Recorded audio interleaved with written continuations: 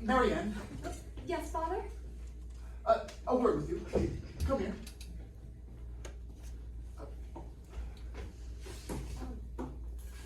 What are you looking for? Eavesdroppers, dear. Making sure we shan't be overheard. Someone in there could catch her every word.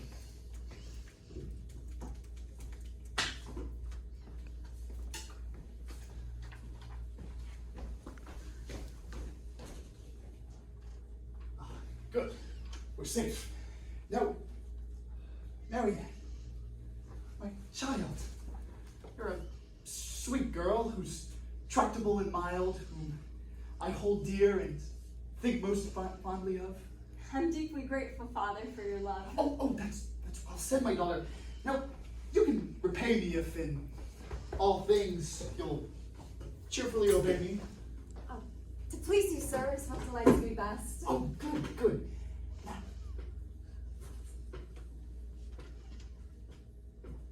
what do you think of Tartuffe? Our guest? I, sir?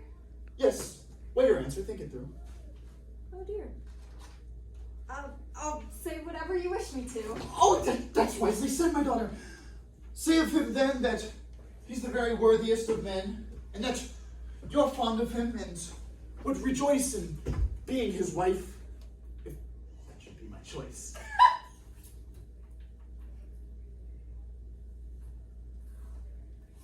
Well? What? What's that? Well? Forgive me, pray. Well, did you not hear me?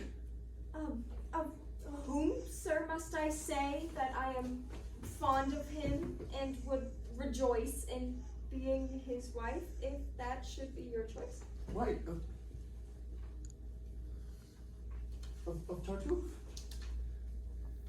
But Father, that's false, you know. Why would you have me say what isn't so? Because I'm resolved it shall be true.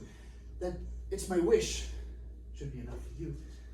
You can't mean, Father. Yes, Tartuffe shall be allied in marriage to this family, and he's to be your husband. Is that clear? It's a father's privilege. What are you doing here? Is curiosity so fierce a passion with you that you must eavesdrop in this fashion? There's likely been a rumor about, based on some hunch or chance remark, no doubt, that you mean Marianne to wed Tartuffe. I laughed it off, of course, just a spoof. You find it so incredible? Yes, I do. And I won't accept that story, not even from you. You'll believe it when the thing is done. Yes, of course. Go on, have your fun. I've never been more serious in my life. Daughter, I mean it. You are to be his wife. No, don't believe your father. It's all a hoax. Secure young man. No more jokes. You can't fool us. Dare you talk to me that way?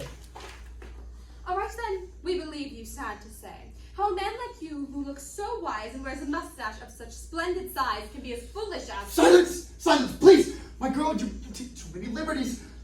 I'm master here. You must not forget. Do. Let's discuss this. Don't be upset. You can't be serious, sir, about this plan. What should that bigot want with Marianne?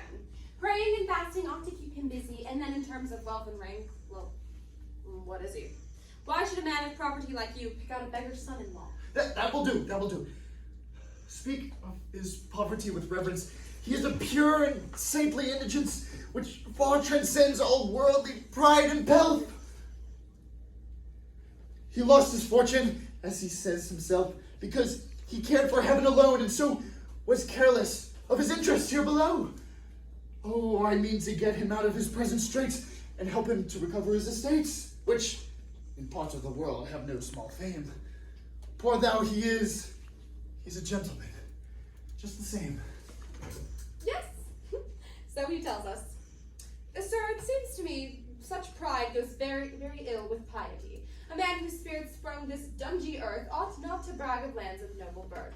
Such worldly arrogance will hardly square with meek devotion and a life of prayer. But this approach I see has drawn a blank. Let's speak then of his person, not his rank. Doesn't it seem a trifle grim to give a girl like her to a man like him? When two are so ill-suited, can't you see what sad consequences are bound to be?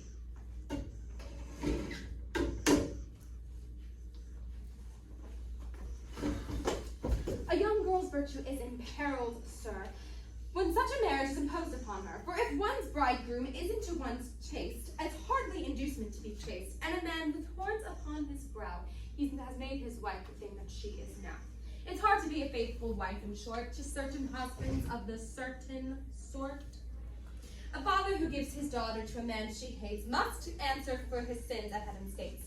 Think, sir, before you play such a risky role. Ah, the servant girl presumes to save my soul. You would do well to ponder what I have said. Daughter, well, disregard this thunderhead. Just your father's judgments. Oh, I'm aware that I once promised you to young Valere, but now I hear he gambles, which greatly shocks me. Once more, I've doubts about his orthodoxy. His visits to church, I notice, are very few. Would you have him go at the same hours as you and kneel nearby to be sure of being seen? I can dispense with such remarks, Doreen. Tartuffe, however, is sure of heaven's blessing, and that's the only treasure worth possessing. The match will bring you joys beyond all measure. Your cup will overflow with every pleasure. You two will interchange your faithful loves like two sweet cherubs or two turtle doves. No harsh words shall be heard, no frown be seen, and he shall make you as happy as a queen. She'll make him a cuckold. Just wait and see. What language? He's a man of destiny. He's made for horns and what the stars demand. Your daughter's virtue. Don't interrupt me further! Why can't you learn that certain things are none of your concern? It's for your own sake that I interfere. Oh, most kind of you. Oh. Hold your tongue. Did you hear? If I didn't love you, Spare me your affection! I love you, sir, in spite of your objection. What? I can't bear, sir, for your honor's sake, to let you make this ludicrous. You mean to go on talking? If I didn't protest this sinful marriage, my conscience couldn't rest. If you don't hold your tongue, you little shrew! What? Lost your temper? A pious man like you. Yes! Oh, you don't get mad about it.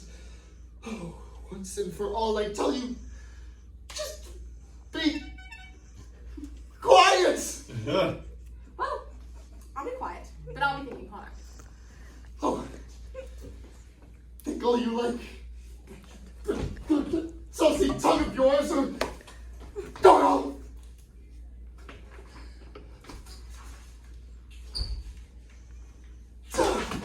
Now, child, I've weighed my decision fully.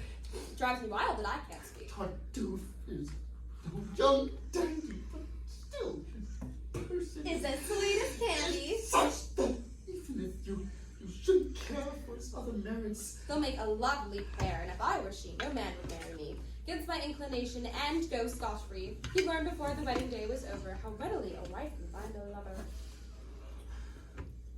It seems you treat me as a joke. Why? What's the matter? 'Twas not to you I spoke. What were you doing? Talking to myself, that's all. Oh, yeah. Bundle of impudence and go, and I don't give her a good slap in the face. No. No.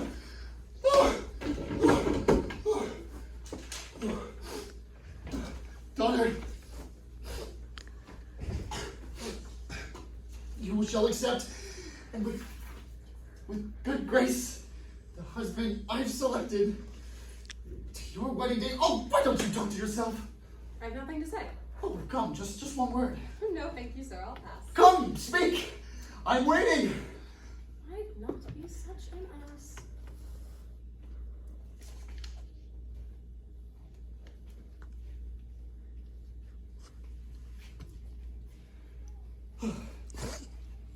short, dear daughter, I mean to be obeyed. You must bow to the sound choice I've made. I cannot wed such a monster, even in Ah!